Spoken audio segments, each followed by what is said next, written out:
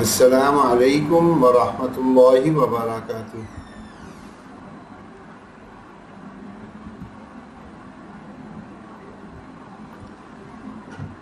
بسم اللہ الرحمن الرحیم۔ درود شریف پڑھیں گے۔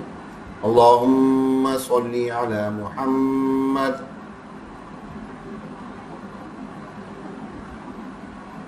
وعلى آل محمد كما صليت على إبراهيم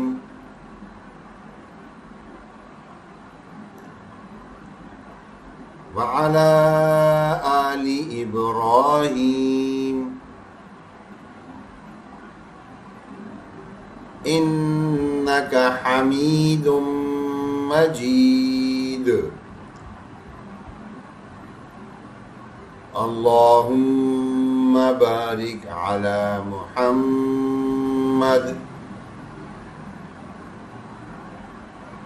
وعلى آل محمد كما باركت على إبراهيم وعلى آل إبراهيم إنك حميد مجيد۔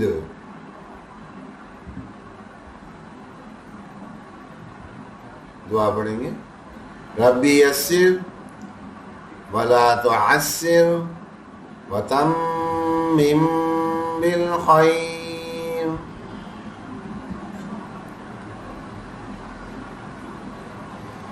یہ ہم نے آج کل کلاس سے نیا مضمون شروع کیا تھا، جزم یا سکون۔ کل کلاس 8A تھی، آج 8B ہے۔ اسی میں ایک چیز جو ہم نے کل اس کو تھوڑا سا بس صرف نام بتا کے چلے گئے تھے، آج اس کو تھوڑا دیکھیں گے اور سمجھیں گے۔ یہ کیا تھے؟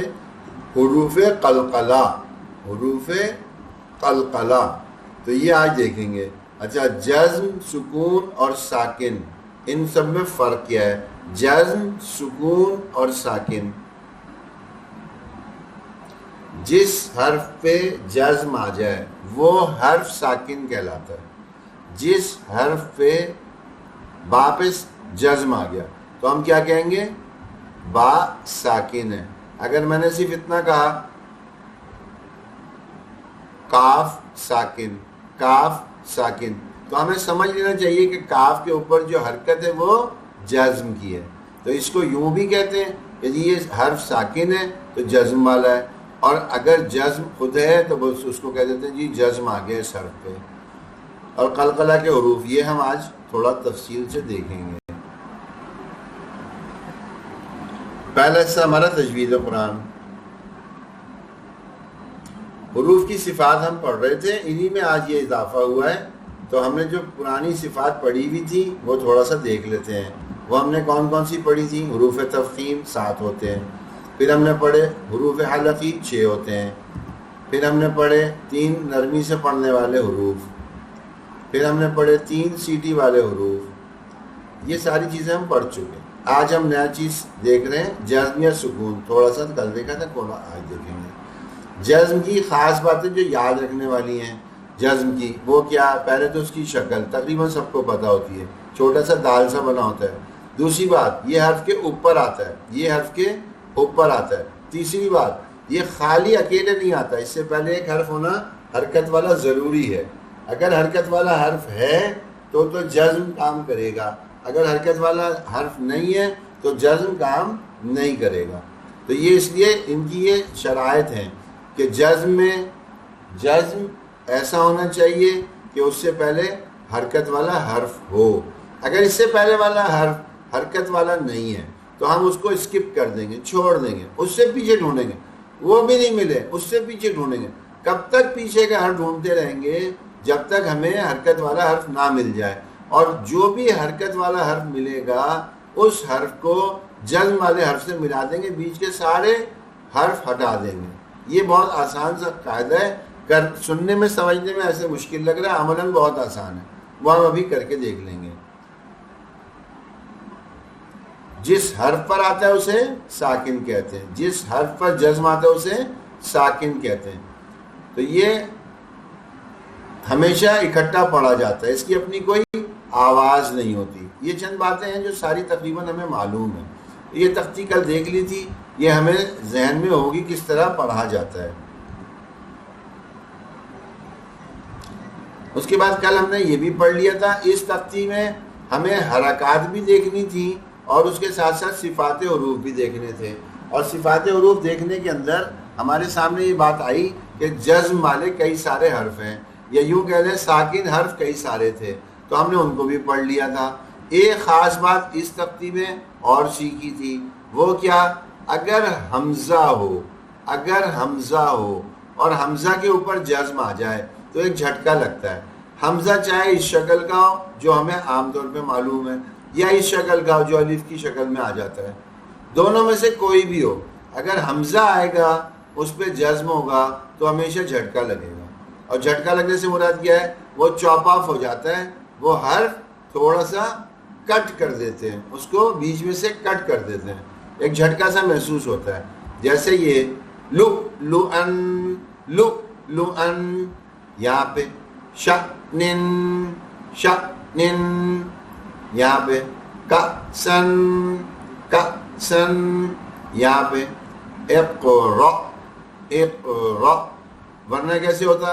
اقرا اقرا، لیکن یہاں جھٹکا لگ رہا ہے، اقرا جھٹکا لگ رہا ہے، ٹھیک ہے۔ اسی طرح جہاں پہ بھی آئے گا، جب بھی کبھی حمزہ پہ ہمیں یاد رکھنا ہے، جیسے یہ ہے مؤمنون مؤمنون، اب مومنون یوں نہیں پڑھنا، مؤمنون، کیا مطلب ہوا؟ جب بھی حمزہ پہ جزم آ جائے ہمیں ایک اسے جھٹکا سا لگانا ہے۔ اب یہ آج کا ہمارا جو سبق تھا جو کل سے متعلق تھا، یہ ہمیں ساکن پڑھنے تو آ گئے۔ عربی قاعدہ یہ ہے کہ عربی زبان میں یہ 5 حرف ہیں، یہ 5 حرف ہیں، انہیں 2 طرح ادا کیا جاتا ہے ملا کے۔ ایک تو جو ہم نے اوپر یہاں لکھا ہوا یہ ہے، دوسرا دوسری سلائیڈ میں آ جائے گا۔ یہ ہوتے ہیں قاف تا با جیم دال، قاف تا با جیم دال، اسے ملا کے قطبجد کہہ دیتے ہیں، قطبجد قطبجد، ٹھیک ہے، یہ یاد ہو جاتے ہیں۔ اسے حروف قلقلہ کہتے ہیں۔ اچھا، کیا یہ حرف جب بھی آئیں گے قرآن میں تو یہ قلقلہ کریں گے؟ اچھا، قلقلہ ہے کیا؟ قلقلہ ہے کیا؟ قلقلہ ہے ایکو ساؤنڈ پروڈیوس کر دینا، یہ لکھا ہے، ایکو، ایکو کر دینا، ایکو کر دینا۔ کسی بھی حرف کو اگر ہم اس جگہ پہ روک دیں گے تو وہ ایکو ساؤنڈ نہیں ہے، وہ قلقلہ نہیں ہے، اور اگر اس کو ایکو ساؤنڈ پروڈیوس کر دیں گے تو قلقلہ ہو جائے گا۔ اچھا، یہ حروف قلقلہ 5 ہیں، قاف تا با جیم دال، کیا یہ ہمیشہ قلقلہ کریں گے، ایکو ساؤنڈ پروڈیوس کریں گے؟ جواب ہے نہیں۔ جواب کیا ہے؟ نہیں، یہ کسی اسپیشل کیس میں کریں گے۔ اسپیشل کیس کیا ہے؟ جب اس میں جزم ہو، جب اس پہ ساکن آ جائے، ساکن حرف میں یہ حرف قلقلہ کریں گے، ورنہ نہیں کریں گے۔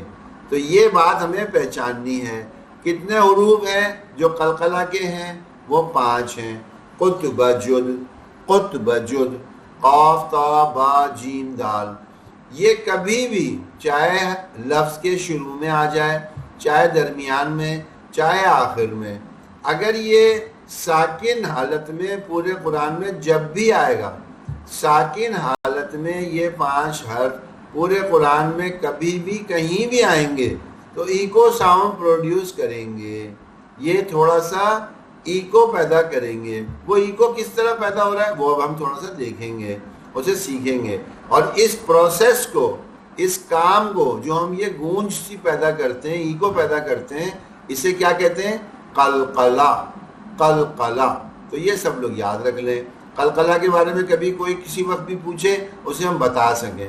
تو یہاں آپ دیکھنا شروع کرتے ہیں، دیکھیں بغیر قلقلہ کے بھی میں آپ کے سامنے ادا کروں گا اور قلقلہ کر کے بھی بتاؤں گا، فرق تاکہ سمجھ میں آ جائے۔ اپ اپ اپ اب اس میں کوئی قلقلہ نہیں ہے، کوئی قلقلہ نہیں ہے. اچھا قلقلہ کرنا ہے تو پھر کیا ہے، جو قاف ساکن ہے اسے تھوڑا سا ہلانا ہوگا، ای کو پیدا کرنا ہوگا. کیسے ہوگا وہ؟ اق اق اق. ایک ساؤنڈ اور بھی ساتھ میں پیدا ہوا. اگر بغیر قلقلہ کے پڑھ رہے ہیں اق اق اق، ایکو ساؤنڈ پیدا کر رہے ہیں، قلقلہ کر رہے ہیں، اق اق اق، یہ ہے فرق، یہ ہے قلقلہ. اب یہ والا دیکھیں، اق اق اق. اب اس میں کوئی ایکو ساؤنڈ نہیں ہے، بس ساکن پڑھ دیا. لیکن کیونکہ یہ حروف قلقلہ ہے تو ہمیں عربی میں اس میں ایکو ساؤنڈ پروڈیوس کرنا ہے. وہ کیسے ہو جائے گا؟ اق اق اق. کلیئر ہو رہا ہوگا تھوڑا؟ ابھی اور مشق دیکھتے ہیں. دیکھیں اب میں زرمانی سے پڑھتا ہوں یہ تینوں کو بغیر قلقلہ کے. ات ات ات ات ات ات. اور قلقلہ کے ساتھ کیسے ہوگا؟ ات ات ات. یہ جو ایک آواز اس کے بعد ریپیٹ ہو رہی ہے نا چھوٹی سی، اس کو ہی کہتے ہیں قلقلہ کرنا، ایکو ساؤنڈ پروڈیوس کرنا. یہ وہ باریکی ہے جو ہماری تلاوت میں اکثر نہیں ہو پاتی، اور اگر نہیں ہوتی تو ہمارا پڑھنا اوروں کا پڑھنا فرق ہو جاتا ہے. ہم سمجھتے تو ہیں فرق ہے، لیکن کس وجہ سے یہ نہیں سمجھ میں آتا. ان وجوہات سے فرق آتا ہے. اب میں اسے اق اق اق اس طرح پڑھوں اور اق اق اق اس طرح پڑھوں، کتنا فرق ہو گیا؟ تو یہ قلقلہ ہمیں سیکھ کے کرنے کی مشق کرنی ہے. اب یہ تیسرا حرف دیکھیں، سارے حرف آ رہے ہیں، قاف تا با جیم دال. اچھا کیا ان پہ ہر حالت میں ہوتا ہے؟ نہیں. جب یہ ساکن ہوں گے جب ہی ہوگا. قاف ساکن ہے، تا ساکن ہے، با ساکن ہے، جیم ساکن ہے اور دال ساکن ہے. تو ہم اب یہ تیسرا دیکھتے ہیں. یہ قلقلہ کے ساتھ پہلے سناتا ہوں. اب اب اب اب اب اب. اور بغیر قلقلہ کے اب اب اب. ایکو ساؤنڈ ہی نہیں ہے، ایکو ساؤنڈ نہیں ہے. تو یہ قلقلہ ہمیں اس طرح کرنے کی مشق کریں گے. اگلا دیکھتے ہیں. اج اج اوج.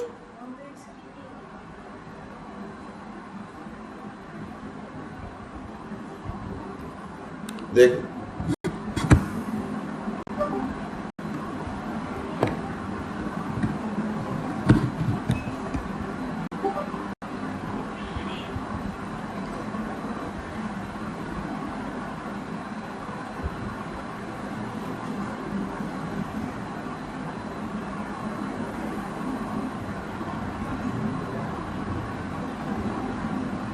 آیا حفصہ؟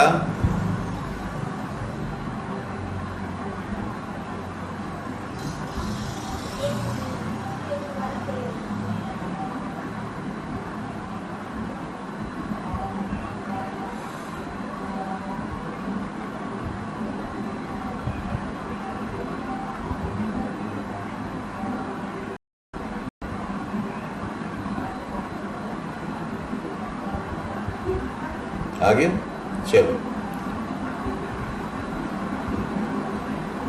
اسے ایکو ساؤنڈ کے ساتھ اب اب اب، اور بغیر ایکو ساؤنڈ کے اب اب اب. بہت فرق ہو جاتا ہے جب تلاوت کریں گے نا. آج دو صورتیں جو ہم نے پڑھ رہے تھے اتنے دنوں سے، آج وہ قلقلے کے ساتھ اور بغیر قلقلے کے پڑھ کے دیکھیں گے، پتہ چلے گا کتنا فرق ہو گیا. اج اج اج اج اج اج. اور بغیر قلقلہ کے اج اج اج. بغیر قلقلہ کے اد اد اد. قلقلے کے ساتھ اد اد، اد، یہ فرق ہے. اب شروع سے اس تختی کی طرح ایک دفعہ پھر پڑھ لیتے ہیں، آپ لوگ بھی ساتھ ساتھ دوہرا لیجیے گا. اق، اق، اق، اط، اط، ات، اب، اب، اب، اج، اج، اج، اد، اد، اد. ٹھیک ہے، اب مشق دیکھ لیتے ہیں اس کی. دیکھیں یہ والی چیزیں تو ہم نے ابھی پڑھ لی شروع کے حصے کی. اب اس میں ہمیں پڑھ کے یہاں دیکھنا ہے. یہ دیکھیں اب میں دونوں آپ کو بتاتا ہوں، ایک لفظ میں بتاتا ہوں. قلقلہ کریں گے تو سننے میں کیسا لگ رہا ہے، بغیر قلقلہ سننے میں کیسا لگ رہا ہے. ہم اسے بغیر قلقلہ کے پڑھ رہے ہیں. خلقنا، خلقنا، اب یہ اس طرح پڑھ لیا. اور اگر قلقلہ کر رہے ہیں خلقنا، خلقنا، اب یہ جو قلقلہ ہو رہا ہے نا، ایکو ساؤنڈ پروڈیوس کر رہا ہے، یہ پڑھنا ہی بدل دیتا ہے انسان کا. یہ اس کی تلاوت ہی بدل جاتی ہے. خلقنا، خلق، خلقنا، اور بغیر اس کے خلقنا، ایکو ساؤنڈ کے بغیر بالکل الگ ہے، اور ایکو ساؤنڈ کے ساتھ بالکل بدل جاتا ہے. خلقنا، خلقنا. اگلا تقویم، تقویم، تقویم، اور ایکو ساؤنڈ کے ساتھ قلقلہ کے ساتھ تقویم، تقویم، تقویم. ایکو کے بغیر مقربتن، مقربتن، اور ایکو کے ساتھ مقربتن، مقربتن، مقربتن. سمجھ رہے ہیں؟ اگر اس میں دشواری لگے نا تو بار بار پوچھ لیں، بار بار پوچھ لیں. یہ چیز کو سمجھنا انتہائی آسان ہے، اور پریکٹس کرنے میں تھوڑی سی ٹیکنیک پکڑ لی تو فوراً کرنے لگ جائیں گے، فوراً. اس کو یوں سمجھیں جیسے کسی پہاڑی علاقے میں جاتے ہیں نا، یا جہاں کسی کیو میں چلے جائیں، کسی غار میں چلے جائیں، کسی خالی گھر میں چلے جائیں. وہاں پہ ہم جب بات کر رہے ہوتے ہیں تو ایک آواز ٹکرا ٹکرا کے آتی ہے. وہ والی آواز جو ٹکرا کے آتی ہے، سننے میں محسوس ہوتی ہے نا، وہ آواز ہمیں خود ہی نکالنی ہے. یوں سمجھ لیں کہ ایکو سسٹم ہمیں اپنا خود بنا دینا ہے، تو وہ بن جاتا ہے، بن جاتا ہے. تھوڑی سی مشق کرنی ہے. یہ 5 حرف یاد رکھنے ہیں. خود بجد 5 حرف ہیں. ساکن حالت میں جب بھی آئیں گے قرآن میں ایکو ساؤنڈ پروڈیوس کریں گے، تو وہ ہم ایکو ساؤنڈ پروڈیوس کر رہے ہیں. اب دیکھیں اگلا محیط، محیط، بغیر ایکو ساؤنڈ کے ساتھ. اب ایکو ساؤنڈ کے ساتھ قلقلہ کرتے ہوئے محیط، محیط، محیط. اب ایکو ساؤنڈ کے ساتھ نطفۃ، نطفۃ، نطفۃ، مطلع، مطلع، مطلع. کسب، کسب، کسب. دیکھیں با پہ ایکو ساؤنڈ بن رہا ہے. وقب، وقب، وقب. عبدن، عبدن، عبدن. اور بغیر ایکو ساؤنڈ کے یہ تینوں کیسے پڑھے جائیں گے؟ کسب، وقب، عبدن. کتنا فرق ہے سننے میں. یہ چیز ہمیں سمجھ آ گئی اور ہم اسے کرنے لگ گئے، ہمیں اپنا قرآن خود پڑھنے میں، سننے میں مزہ آنے لگ جائے گا. ہم اپنے تلاوت میں خود انجوائے کر رہے ہوں گے. سیلف سیٹسفیکشن ہونی شروع ہو جائے گی. ہمیں خود مزہ آنے لگ جائے گا، کسی کی ضرورت نہیں. خود ہی قرآن پڑھ رہے ہوں گے، خود ہی مزہ لے رہے ہوں گے. ابھی تو پڑھتے ہوئے تھک جاتے ہیں، اس وقت تھک کے بھی پڑھنے کا دل چاہے گا. کتنا فرق آ جائے گا. تجری، تجری، اجر، اجر، زجرۃ، زجرۃ، عدن، عدن، قدحا، قدحا، یدعو، یدعو.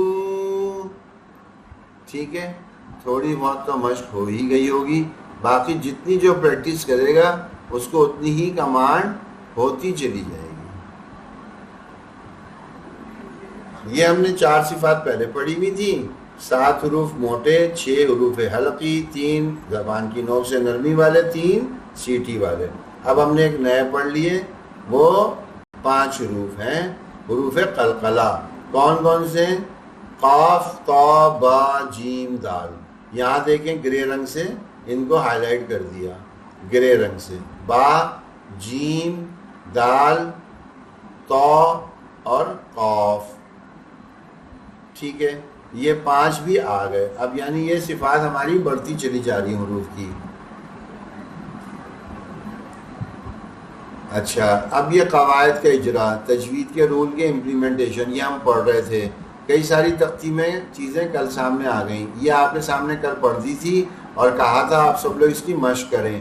اب تھوڑا تھوڑا آپ لوگ بھی پریکٹس کریں تاکہ آپ کی زبان رواں ہو جائے، آپ اتنا اسموتھلی اس کو پروننس کر سکیں کہ زبان پھنسے نہیں، رکے نہیں. جتنا پریکٹس جو کرے گا وہ اتنا کمانڈنگ ہو جائے گا. اور دوسروں کو سنائیں، دوسروں کا سنیں، دوسروں کو سنائیں، دوسروں کا سنیں. ایک تختی یہ سامنے رکھ لیں، کہیں بھائی میری یہ تختی آپ سن لیں، اور اگر آپ کو برا نہ لگے تو آپ اپنی یہ تختی مجھے سنا دیں. سیدھا سیکوینس میں پڑھیں، ریورس پڑھیں، اپ سائڈ ڈاؤن پڑھیں، ڈاؤن سائڈ اپ پڑھیں. مطلب ہر طرح سے اس کو جتنا زیادہ رینڈملی پڑھ لیں، بیچ سے کوئی بھی حرف چن چن کے شروع کر دیں. بہت سارے طریقے ہو سکتے ہیں، ہمیں سارے طریقے جتنے بھی اڈاپٹ کریں گے اس سے ہمارے روانی اور اچھی سے اچھی ہو جائے گی. پھر یہ تختی ہماری دوسری تھی، اس کے اندر بھی ہم نے یہی بتایا کہ آپ ایسے ہی پڑھیے گا کہ اس میں بھی آپ دائیں سے بائیں پڑھیں، بائیں سے دائیں پڑھیں، اوپر سے نیچے پڑھیں، نیچے سے اوپر پڑھیں، اور تمام حروف کی صفات کا خیال رکھیں. صفات حروف اوپر لکھ دی اور حروف قلقلہ آج بتا دیے، وہ بھی اس میں کہیں نہیں ہے اس لیے یہاں مینشن نہیں کیے. حروف قلقلہ کے لیے کیا شرط ہے؟ وہ صرف 5 حرف ہونے ضروری نہیں ہے یا ان میں سے کوئی ایک، بلکہ وہ ساکن حالت میں ملے. ہمیں یہاں پہ ساکن حالت میں کوئی حرف نظر ہی نہیں آ رہا، اس لیے حروف قلقلہ تو یہاں ہے ہی نہیں. اب اس میں حروف کی صفات بھی ہم نے مینشن کر دی. آپ دیکھیں چھوٹے چھوٹے باکس بنا دیے، ہر صفت والا حرف، تاکہ ہم فوکس کر سکیں، ہمیں فوراً دکھ جائے اچھا اس میں خا آ رہا ہے، یہ موٹا بھی پڑھا جاتا ہے، اور یہ پرپل کلر سے بھی ہے، اس کا مطلب ہے کہ یہ حروف حلقی بھی ہے. قاف آ رہا ہے، یہ موٹا حرف ہے، اسے موٹا کر کے پڑھتے ہیں. یہ ساری پہچان ہمیں آنی چاہیے، جتنی ہم مشق کریں گے اتنی زیادہ ہمیں پہچان آ جائے گی. یہ ہم نے کل بھی بتایا تھا کہ ہمیں الحمدللہ ابھی شروع کیے ہوئے چند ہی ہفتے ہوئے، 8ویں ہماری کلاس ہے، اور 8 ہم نے قواعد سیکھ لیے، 8 ہم نے قواعد سیکھ لیے. باقی کے جو ہوں گے وہ بھی انشاءاللہ جلدی جلدی ہو جائیں گے، پتہ بھی نہیں چلے گا. مسنون نماز، مسنون نماز ہم سیکھ رہے تھے. اس میں سب سے پہلے کیا چیز تھی؟ تکبیر تحریمہ، اللہ اکبر. یہ ہمیں اچھا کر کے کہنا آ جائے، اللہ اکبر. پھر ثنا، ثنا ہم میں سے ہر ایک کو تقریباً یاد ہوگی، سبھی صحیح پڑھ لیتے ہوں گے. جو چھوٹی چھوٹی غلطیاں تھیں نشاندہی کر دی تھی، امیدیں دور ہو گئی ہوں گی. سبحانک اللہم وبحمدک وتبارک اسمک وتعالی جدک. ولا الہ غیرک. پھر تعوذ پڑھا جاتا ہے. تعوذ کیا ہے؟ اعوذ باللہ من الشیطان الرجیم. شیطان سے پناہ لے لی.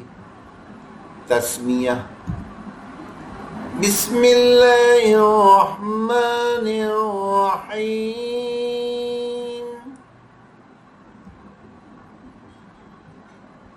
پھر سورہ فاتحہ الحمد للہ رب العالمین.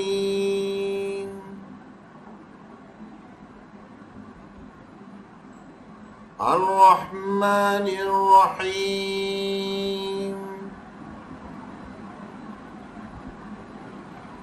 مالک یوم الدین.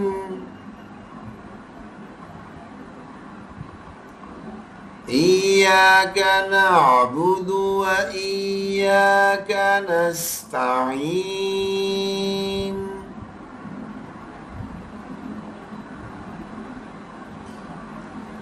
اهدنا الصراط المستقیم.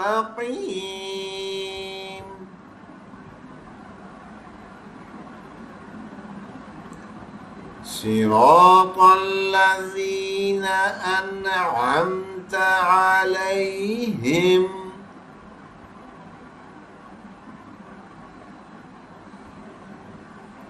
غیر المغضوب علیہم ولا الضالین.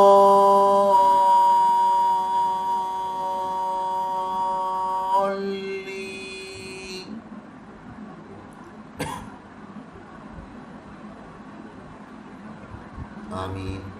پھر یہ کل ہم نے فضیلت بتا دی تھی.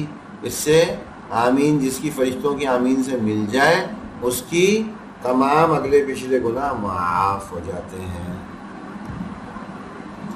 نماز مومن کی معراج ہے. یہ ہم نے کل بھی عرض کیا تھا. جب بھی نماز پڑھیں مصلی پہ کھڑے ہونے کے بعد پہلے اپنی فکر کو یکجا کرا کریں. پہلے اپنی فکر اللہ کی طرف مرکوز کر لیا کریں. پھر نماز شروع کیا کریں. نہ ہو رہی ہو نہ پڑھیں. نہ ہو رہی ہو مرکوز اس وقت نماز نہ پڑھیں. لیکن جب بھی پڑھنے کھڑے ہوں مصلی پہ کھڑے ہو کے ہمیں اپنی توجہ اپنی ساری کی ساری فکر مرکوز اللہ کی طرف کر دینی چاہیے. جب یہ ہو جائے اس کے بعد نماز شروع کریں. اسی لیے شریعت نے یہ اجازت دی ہے کہ 2 یا 3 صورتیں ایسی ہیں کہ اگر ان کی حاجت ہو ان تینوں صورتوں میں اس وقت میں نماز کو بعد میں کرنا، وہ حاجت پہلے پوری کر لو. پہلی صورت شدید نیند آ رہی ہے، شدید تھکن ہے اور نیند آ رہی ہے. امید یہ ہے کہ اگر نماز پڑھنی شروع کی تو نیند کے غلبے کی وجہ سے اس میں یا تو رکعتیں بھول جائیں گے یا تلاوت آگے پیچھے ہو جائے گی یا غلط الفاظ جاری ہو جائیں گے. ایسی صورت میں کیونکہ توجہ مرکوز نہیں ہو رہی اس لیے بہتر یہ ہے پہلے نیند پوری کر لیں اس کے بعد نماز ادا کریں. دوسری صورت اگر شدید بھوک لگ رہی ہے اور ایسا خیال ہے کہ اگر ہم نے نماز شروع کر دی پوری نماز میں توجہ اللہ کے بجائے کھانے کی طرف رہے گی، ایسی صورت میں بھی نماز کو مؤخر کر کے پہلے اپنی بھوک کا تقاضا مٹا لیا جائے اس کے بعد پھر توجہ کے ساتھ نماز پڑھ لی جائے. تیسری صورت کسی کو بیت الخلاء کی حاجت ہے، ایسی صورت میں بھی پہلے اپنی حاجت سے فارغ ہو جائیں اس کے بعد پھر وضو کر کے نئے سرے سے توجہ کے ساتھ نماز کے لیے کھڑے ہو جائیں. تو یہ بہت ہی اہم موضوع ہے. اس کو بالکل لائٹ لینے کی ضرورت نہیں ہے. اسے اہم سمجھتے ہوئے کریں گے. اور یہ بات تو کل سامنے آ ہی چکی کہ اگر ایک فرشتہ پکارتا ہے اے نمازی اگر تو دیکھ لے تیرے سامنے کون ہے، تیرے سامنے کون ہے اور تو کس سے بات کر رہا ہے، اللہ کی قسم قیامت تک سلام نہ پھیرے، آدمی قیامت تک سلام نہ پھیرے۔ بس ہم میں بھی اللہ تعالیٰ یہ تھوڑا سا دھیان اور استحضار نصیب فرما دے۔ اب ہم سورہ فاتحہ پڑھتے ہیں، ہمیں معنی ہی نہیں پتہ، معنی ہی نہیں پتہ تو ہمیں پتہ ہی نہیں ہم کیا کہہ رہے ہیں، ہم کیا کہہ رہے ہیں ہمیں پتہ ہی نہیں۔ ہم تو طوطے کی طرح ہیں، جیسے طوطے کو لفظ رٹا دو پتہ نہیں اسے میں کیا کہہ رہا ہوں، کہہ رہا ہوتا ہے، کہہ رہا ہوتا ہے۔ وہ گرے پیرٹ ہوتے ہیں، گرے پیرٹ سنا کہ وہ 250 300 لفظ بآسانی یاد کر لیتے ہیں، 250 300 لفظ۔ ایک گنیز میں آیا تھا، اس میں ایک گرے پیرٹ نے شاید کم و بیش 60,000 لفظ یاد کر لیے تھے، 60,000۔ اب سوال یہ کہ وہ طوطا رٹ تو لے اور بتاتا بھی رہے، نہ اس کے مفہوم کو سمجھے گا، نہ معنی سمجھے گا، نہ اس کی جاذبیت کا پتہ چلے گا۔ ہم بھی جب سورہ فاتحہ پڑھ رہے ہیں ہمیں معنی ہی نہیں پتہ چل رہے، ہمیں معنی لفظوں سے آنے چاہیے، اردو ترجموں سے نہیں۔ الحمد تمام تعریفیں للہ، اللہ ہی، اور للہ ہی ہے نا، ہی اس کا مطلب ہے اللہ ہی کے لیے، تمام تعریفیں اللہ کے ہی کے لیے، تمام تعریفیں اللہ ہی کے لیے۔ رب العالمین، کیوں بھائی کیوں؟ اللہ کے لیے تمام تعریفیں کیوں؟ اس لیے رب العالمین، تمام جہانوں کا رب ہے، تمام جہانوں کا، صرف اس جہاں کا نہیں، تمام جہانوں کا وہ رب ہے۔ رب کے معنی خالق کے بھی ہیں، رب کے معنی مالک کے بھی ہیں، رب کے معنی پالنے والے کے بھی ہیں، تینوں معنی اس میں آ گئے، اس لیے رب کا لفظ استعمال ہوا، ورنہ شاید مالک ہو جاتا، ورنہ شاید رازق ہو جاتا، ورنہ اور کچھ ہو جاتا، لیکن رب میں سارے معنی اور مفہوم جمع ہو گئے۔ تو یہ ہم جب اللہ کو پکاریں تو اس کی تمام تعریفیں اللہ ہی کے لیے ہیں جو تمام جہانوں کا رب ہے۔ الرحمن، الرحمن، وہ بڑا ہی مہربان ہے، بڑا ہی مہربان ہے۔ الرحیم، اور بڑا ہی رحم کرنے والا ہے، نہایت رحم کرنے والا ہے۔ اب رحمان مہربان بھی وہی، رحیم وہ بھی وہی، دونوں میں فرق کیا؟ دو لفظ لانے کی ضرورت کیا؟ ضرورت اس طرح، الرحمن، رحمان دنیا میں جتنی بھی مہربانیاں ہیں دنیا میں ہر ایک کے لیے ہیں، دنیا میں ہر ایک کے لیے ہیں، کافر کے لیے بھی ہیں، مسلمان کے لیے بھی ہیں، فرما بردار کے لیے بھی ہیں، نافرمان کے لیے بھی ہیں۔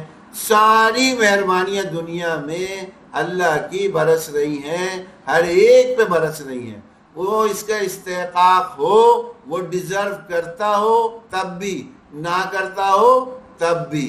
جیسے بارش کا پانی وہ سمندر پہ بھی برس رہا ہے، وہ ریگستان میں بھی برس رہا ہے، وہ پہاڑ پہ بھی برس رہا ہے، اور وہ کھیتوں میں بھی برس رہا ہے۔ جہاں ضرورت ہے وہاں بھی آ رہا ہے، جہاں ضرورت نہیں ہے وہاں بھی آ رہا ہے، بغیر کسی استحقاق۔ ایک عام ہے، عام ہے، یہ مہربانی عام ہے، تو رحمان کا لفظ لے کے آ گئے۔ دوسرا رحیم، بہت ہی مہربان، بہت ہی مہربان۔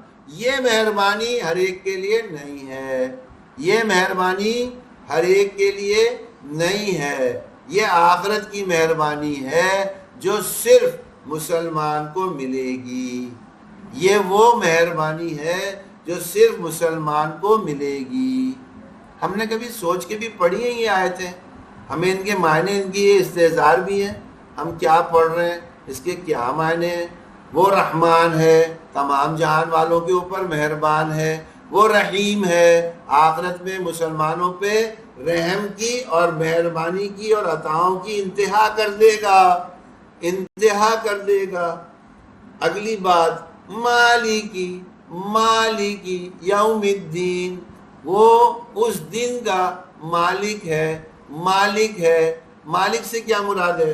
اس دن اس سے کوئی پوچھنے والا نہیں ہے، اس سے کوئی پوچھ نہیں سکتا یا اللہ یہ شخص 100 سال کی زندگی کبھی تیری فرما برداری نہیں کی، کبھی تیری طرف رجوع نہیں کیا، یا اللہ ہم نے تو کبھی کوئی کام خیر کا کرتے اسے نہیں دیکھا، یا اللہ اسے جنت میں کیوں ڈال رہا ہے، یا اللہ اسے جنت میں کیوں ڈال رہا ہے؟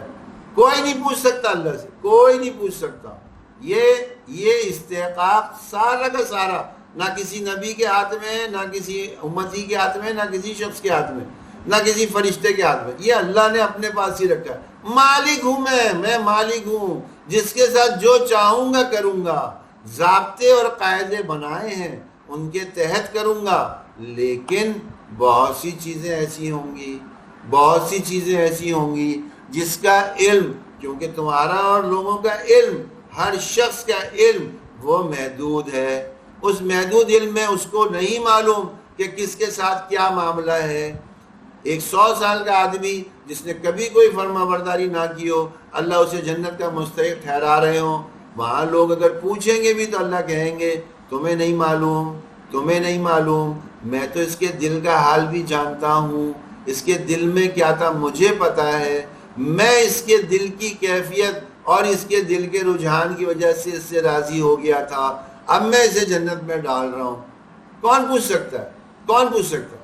مالک یوم الدین، مالک ہے وہ اس دن کا۔ اچھا اتنی ساری باتیں یہ اللہ کی ساری تعریف ہی کی ہو گئیں، تعریف کی ہو گئیں۔ اب تھوڑا سا اپنا بھی مدعا رکھنا ہے نا بھائی، اللہ کے ساتھ بات چیت چل رہی ہے تو اپنا مدعا بھی رکھیں گے نا، اپنی ضرورت بھی رکھیں گے۔ ایاک نعبد ایاک نعبد و ایاک نستعین، ہم تیری ہی عبادت کرتے ہیں یا اللہ، ہم نے تمام شریکوں سے پاک کر لیا اپنے آپ کو، یا اللہ ہم نے تمام شریکوں سے اپنے آپ کو پاک کر لیا، یا اللہ ہم تیری ہی صرف عبادت کرتے ہیں، تیری ہی فرما برداری کرتے ہیں۔ وَإِيَّاكَ نَسْتَعِينُ، اور تیری ہی مدد، استعانت، مدد، یا اللہ تیری ہی مدد مانگتے ہیں، یا اللہ تجھ سے ہی مدد مانگتے ہیں، تیری ہی مدد ہم چاہتے ہیں۔ جب اتنا کہہ دیا، اس سب کہنے کے بعد اگلی آیت پڑھی، اہدنا الصراط المستقیم۔ اب تیار کر لیا نا، مدد مانگنی ہے تو مدد کیا مانگی؟ یا اللہ ہمیں سیدھا رستہ دکھا دے، یا اللہ ہمیں سیدھے رستے پہ چلا دے۔ اب میں روزانہ اپنی نماز میں اللہ سے سیدھا راستہ مانگ رہا ہوں اور توجہ سے مانگ رہی ہوں، روزانہ اللہ سے مانگ رہی ہوں، اور یہ بار بار گفتگو کر رہی ہوں اللہ سے، اللہ مجھے سیدھا راستہ دکھا دے۔ اللہ نہیں دکھائیں گے، اللہ نہیں دکھائیں گے ہمیں۔ اور پہلے ہم نماز پڑھنے والے ہوں، اچھی نماز پڑھنے والے ہوں، اس اچھی نماز میں اچھے طریقے سے یہ تلاوت کرنے والے ہوں، اور پھر اس کے معنی مفہوم بھی دماغ میں ہوں، پوری توجہ کے ساتھ اللہ سے کہہ رہے ہوں یا اللہ مجھے تو سیدھا رستہ دکھا دے۔ جب میں یہ دعا اس طرح ہر روز، ہر نماز میں، ہر رکعت میں مانگوں تو اللہ رب العزت ہمیں کسی غلط رستے پہ چھوڑ دیں گے؟ اللہ رب العزت ہمارے ساتھ کوئی خدا نہ خواستہ ہمیں چھوڑ دیں گے کہ ہاں جس رستے پہ جا رہا ہے جانے تو، یہ ہماری حفاظت کریں گے، ہر غلط رستے سے ہمیں بچائیں گے، ہر اچھے رستے کی طرف ہمیں بڑھائیں گے، ہمیں سجھائیں گے، ہمیں سمجھائیں گے، ہر چیز ہوتی بھی دکھے گی۔ وہ والی آنکھیں تو کھل جائیں، ہماری وہ والی آنکھیں بند ہیں، ہماری وہ والی آنکھیں بند ہیں۔ کیا عرض کروں، آج سے 20-25-30 سال پہلے کی بات یاد آ گئی۔ عید کا موقع ہوتا تھا، جو یہاں جو غبارے والے آتے تھے نا غبارے بیچنے، ہم بھی 40-50 سال پرانی کہہ لیں، تو اس وقت غبارے بیچنے والے آتے تھے، ان کے پاس ایک کمال کے چشمے ہوتے تھے، بڑے زبردست چشمے، وہ پلاسٹک کے چشمے ہوتے تھے، شیشے بھی اس کے پلاسٹک کے لگے ہوتے تھے، رنگین ہوتے تھے، رنگین، ایک پیلے رنگ کا، ایک نیلے رنگ کا، ایک لال رنگ کا، ایک ہرے رنگ کا، جس کو ایک پنک کلر کا، جس کو جو رنگ کا پسند ہے وہ چشمہ لگا لیا۔ وہ چشمہ لگاتے ہی ساری دنیا کی ہر چیز اسی رنگ کی ہو جاتی تھی، ساری دنیا کی ساری چیزیں اسی رنگ کی ہو جاتی تھی. بس یقین کریں ہم میں سے ہر ایک نے وہی چشمے لگا رکھے ہیں، ہم میں سے ہر ایک نے وہی چشمے لگا رکھے ہیں. کسی نے کسی چیز کا چشمہ لگایا، اس کو بس سارا دن اسی میں نظر آتا ہے. کسی نے کسی چیز کا چشمہ لگا لیا ہے، اس کو سارا دن اسی میں نظر آتا ہے. میں کسی کو نہیں کریٹیسائز کر رہا، میں تو یہ بتا رہا ہوں کہ جو دین کا ایک جامع خاکہ تھا وہ ہم سے دور ہو گیا. ہمیں تو کہیں نہیں جانا تھا، صرف اللہ سے جوڑ لگانی تھی. ہمیں تو کہیں نہیں جانا تھا، حضور صلی اللہ علیہ وسلم کے طریقوں پہ جمنا تھا. سیدھا اور آسان، اس سے بھی آسان کوئی دین ہو سکتا ہے؟ اور ہمیں وہ دین کی رہنمائی کے لیے جو چیزیں میسر ہیں وہ بھی مستند ہیں، اور ان کی حفاظت بھی اللہ نے اپنے ذمہ لے لی. اللہ تعالیٰ جزائے خیر دے بڑے بڑے محدثین کو، انہوں نے حدیثوں کی حفاظت کی ہے، حفاظت کی ہے. 10 لاکھ حدیثیں ایک ایک شخص نے ازبر یاد کی ہے، روایتوں کے ساتھ، پوری روایتوں کے ساتھ، پورے سند کے ساتھ. معمولی بات ہے، سارا دین ہمارے تک پہنچا ہوا، ہم اتنے محروم پتہ نہیں کون کون سے چشمے لگا کے گھومے جا رہے ہیں. ہمیں فکر ہی نہیں ہے کہ اپنی نماز اچھی کریں، ہمیں کسی نے بتایا ہی نہیں، ہمیں کبھی سوچا ہی نہیں. جس نماز سے ہمارے سارے مسئلے حل ہونے تھے وہ نماز پڑھ رہے ہیں کتنے لوگ، یہ بھی اللہ ماشاءاللہ. اور جو پڑھ رہے ہیں وہ کتنے صحیح پڑھ رہے ہیں، یہ تو اس سے بھی بڑے خطرنے کی بات ہے کہ ان کو تو یہ سمجھ ہی نہیں آ رہی. وہ سمجھ رہے ہیں ہم پڑھ رہے ہیں، بس ہم پڑھ تو رہے ہیں، ہم پڑھ رہے ہیں، اور بھائی پڑھ رہے ہیں اس کے نتیجے مل رہے ہیں. سمپل سی بات ہے. میں ہزاروں دفعہ یہ مثال دیتا ہوں، اگر ہمارے پاس 1000 کا نوٹ ہے اور وہ 1000 کے نوٹ سے ہمیں 1000 کے فائدے نہیں مل رہے تو وہ نوٹ کس کام کا؟ نمازیں ہم پڑھ رہے ہیں اور نمازیں پڑھنے سے ہمارے اندر سے برائیاں ختم نہیں ہو رہی، وہ نمازیں ہماری کس کام کی؟ جو دنیا کی چیزیں ہم سے ختم نہیں کر رہی، جو دنیا کی فائدے ہمیں دلا نہیں رہی، یہ آخرت کی چیزیں ہمیں دلا دیں گی، یہ نمازیں دلا دیں گی. یہاں ہم نے اللہ سے مانگ لیا اہدنا الصراط المستقیم، یا اللہ ہمیں سیدھا رستہ دکھا دے. اور پھر کیا کہا؟ صراط الذین، وہ والا رستہ وہ والا، انعمت علیہم، جن پہ آپ نے انعام کیا، جن پہ آپ نے انعام کیا، یعنی کامیاب سکسیسفل لوگ، جو لوگ کامیابی کا جھنڈا گاڑ کے چلے گئے، اب ڈاؤٹڈ نہیں ہے، اب ان کے لیے کوئی شک و شبہ نہیں ہے. وہ کامیاب ترین لوگ تھے، دنیا میں بھی، قبر میں بھی، حشر میں بھی، آخرت میں بھی اور جنت میں بھی. کامیابی کے جھنڈے گاڑ دیے. جنہوں نے وہ جھنڈے گاڑ دیے، یا اللہ ہمیں انہی کے رستے پہ چلا دے. میں یہ اللہ سے دعا مانگ رہا ہوں ہر روز، ہر رکعت میں، نماز میں، سورہ فاتحہ میں، یہ میں اللہ سے دعا مانگ رہا ہوں. مل رہی ہے مجھے؟ نہیں مل رہی. اس کی وجہ کیا ہے؟ وجہ یہ کہ میری توجہ ہی نہیں آ رہی. غیر المغضوبی، نہ کہ ان لوگوں پر جن پہ تیرا عذاب آیا، نہ کہ ان لوگوں کے، یعنی ہمیں ان رستوں پہ تو چلا جن پہ تو نے انعام کیا، لیکن ان کے رستے پہ مت چلانا جن پہ تیرا عذاب آیا، غضب آیا. وَلَضَّالِّينَ، اور نہ ان لوگوں کے جو گمراہی کا شکار ہو گئے. عذاب کن پہ آیا؟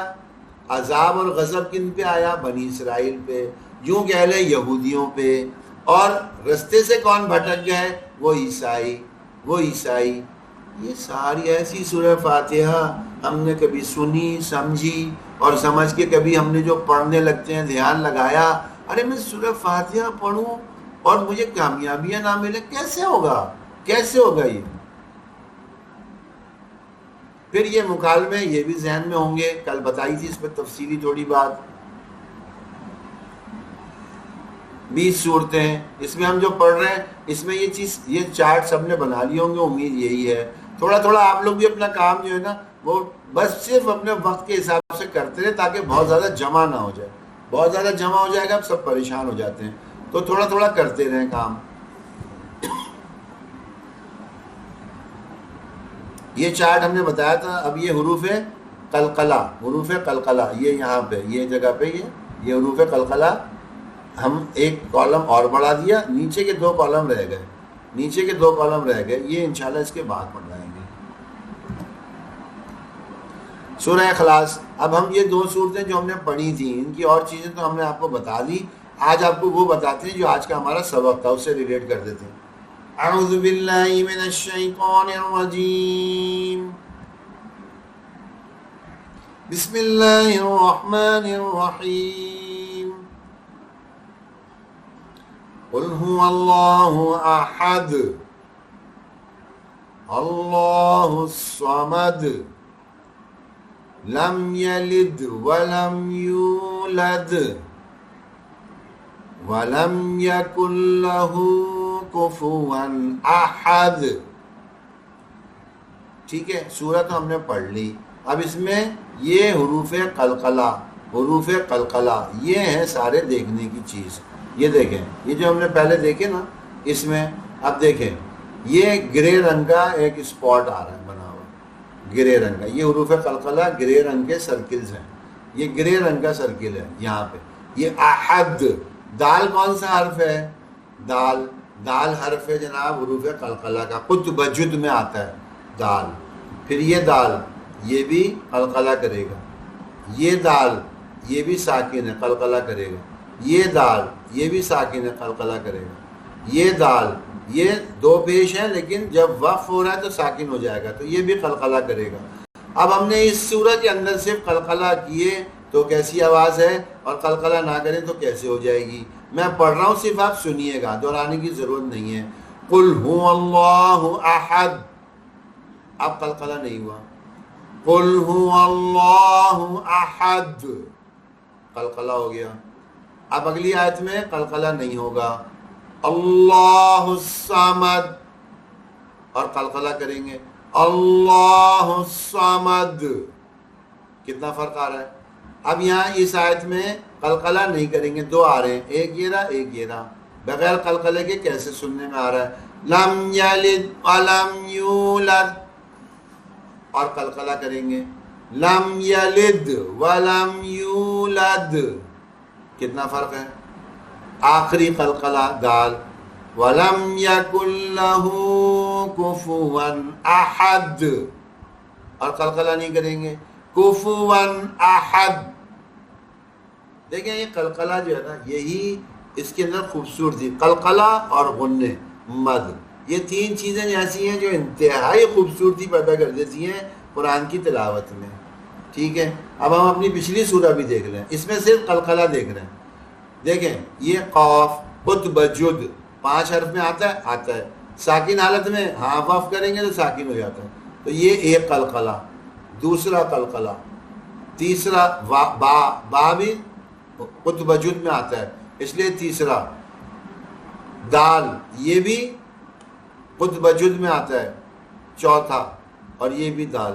تو یہ سارے جو یہ پوری سورہ ہے، سورہ فلق اور سورہ اخلاص، اس کی ہر آیت کے ختم پہ حروف قلقلہ ہیں اور انہیں کرنا چاہیے. اس سے خوبصورتی بہت آ جائے گی، پڑھنے میں خوبصورتی آ جائے گی. آپ ذرا پڑھ کے دیکھیں، میں پڑھ رہا ہوں آپ صرف سنیں. قل اعوذ برب الفلق. اب برب دیکھیں اس میں بھی قلقلہ ہے. با جو پہلا والا ہے نا، تشدید کا مطلب ہے 2 دفعہ ہے. پہلا والا ساکن ہے، دوسرا والا زیر کے ساتھ ہے. تو برب الفلق من شر ما خلق وقب عقد حسد. یہ قلقلے پیدا کر رہے ہیں. پریکٹس کریں گے، جو پریکٹس کرے گا وہ انشاءاللہ سیکھ لے گا. سمجھنے میں کوئی پریشانی ہے تو آپ بتا دیجئے گا. 100 دفعہ بھی کوئی پوچھے گا ہم 100 دفعہ بتائیں گے. اور یہ نہیں ہے کہ 100 دفعہ کے بعد 101ویں دفعہ کوئی پوچھے گا تو ہم نہیں بتائیں گے. آپ 200 دفعہ 500 دفعہ 1000 دفعہ پوچھیں، ہم 1000 دفعہ بتائیں گے. ہمارا مقصد یہاں صرف ہے یہی کہ یہ ساری چیزیں آپ لوگ سیکھ بھی جائیں اور سیکھ کے تلاوت میں عملاً کرنا بھی شروع کر دیں. چوتھا حصہ ہمارا مسائل کا تھا. اس میں ہم نے یہ 7 فرائض تو پہلے سیکھ لیے تھے. کل 3 مزید سیکھے تھے، نماز کے اندر کے تھے. وہ 3 کیا تھے جلدی سے دیکھ لیتے ہیں. پہلا ہمارا نماز کا فرض تھا، اوپر سے شروع کریں گے تکبیر تحریمہ، اس کے بعد ہم کھڑے ہوئے ہیں تو یہ دوسرا قیام، یہ فرض ہو گیا۔ تیسرا اس میں کھڑے ہوئے چپ چاپ تھوڑی کھڑے ہیں، کچھ نہ کچھ قرآن پڑھ رہے ہیں، تو وہ قرآن کا پڑھنا قرات ہے، وہ تیسرا فرض ہے۔ تین ہی فرض ابھی یاد کر لیں، ایک دوسرے کو سب سنا لیں۔ پانچواں حصہ ہمارا قرآن کی باتیں، اس میں کل یہ باتیں سامنے آ گئی تھی، تھوڑی تفصیل سے بھی آ گئی تھی۔ ایک مقصد ہوتا ہے، ایک ضرورت ہوتی ہے۔ مقصد کی خاطر ضرورت چھوڑ سکتے ہیں، ضرورت کی خاطر مقصد نہیں چھوڑ سکتے۔ اور اگر کوئی ایسا کر دے کہ ضرورت کی خاطر مقصد کو چھوڑ دیا۔ میرا ایک کزن تھا، سعودیہ میں بہترین جاب کرتا تھا، بہترین جاب، مینیجر لیول کی۔ شادی کے لیے وہ آئے پاکستان، انہوں نے شادی کی، شادی کے بعد وہ چلے گئے، 2 مہینے رہے، پھر واپس آئے۔ واپس جو آئے پھر اس کے بعد وہ 6 مہینے تک گئے ہی نہیں۔ اب شادی کرنا یہ بھی ضروری تھا، لیکن اصل تو اپنی جگہ پہ جاب کرتے رہنا تھا۔ اب وہ یہاں رہ گئے، ضرورت کے لیے رک گئے، اور ضرورت کے چکر میں مقصد ان کا فوت ہو گیا، جاب لیس ہو گئے، آج تک جاب نہیں لگی۔ تو یہ عقل مند ہے، بے وقوف ہے۔ تو ہم یہ چیز سیکھ لیں، ضرورت زندگی اور مقصد زندگی کو الگ الگ کر لیں، پہچان کے الگ کر لیں۔ مقصد زندگی کیا ہے؟ ایک جملے میں عرض کر دوں، مقصد زندگی کیا ہے؟ ایک جملے میں عرض کر دوں، مقصد زندگی ہے اللہ کو راضی کر لینا، مرنے سے پہلے اللہ کو راضی کر لینا، یہ ہے میرا مقصد زندگی۔ بس ساری تفصیلات اس کے اندر آ جائیں گی، جتنی دنیا جہاں کی تفصیلات ہیں وہ اس کے پیچھے مقصد کیا ہے؟ اللہ کو راضی کر لینا۔ اور ضرورت زندگی یہ راضی کرنے میں، جب تک میں دنیا میں ہوں، جو ایسی ضرورتیں ہیں جن کے بغیر میں رہ نہ پاؤں، ان کو ہم پورا کرتے رہیں۔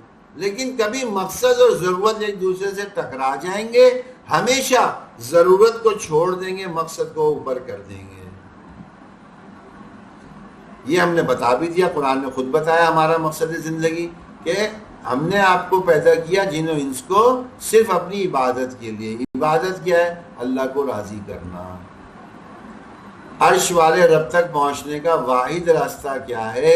قرآن کے ساتھ جڑ جاؤ۔ الحمدللہ ہم سب جڑے ہیں، اللہ آہستہ آہستہ ترقی نصیب کرتے رہیں گے۔ یہ ہمارے روز کے چند کام ہیں، یہ سبھی لوگ اس کا معمول بنا لیں، کئی دفعہ تفصیلاً بھی بتائیں، انشاءاللہ آئندہ کسی وقت میں اور مزید تفصیل سے بتا دیں گے۔ سبحان ربک رب العزت عما یصفون وسلام علی المرسلین والحمد للہ رب العالمین۔ سبحان اللہ وبحمدہ، سبحانک اللہم وبحمدک، نشہد ان لا الہ الا انت، نستغفرک ونتوب الیک۔ السلام علیکم ورحمۃ اللہ وبرکاتہ۔ یہ درخواست میں دوبارہ کروں گا، کوشش یہ کریں کہ جتنے لوگ نہیں آ پا رہے ان تک ہم کسی طرح بھی اپروچ کر کے انہیں کلاسز میں بلا لیں، کہ یہ جو اب کلاسز مس ہوں گی نا، اس کا پھر دوبارہ سیکھنا بہت دشوار ہوگا، اس لیے کوشش کریں کہ یہ سب لوگ آ جائیں۔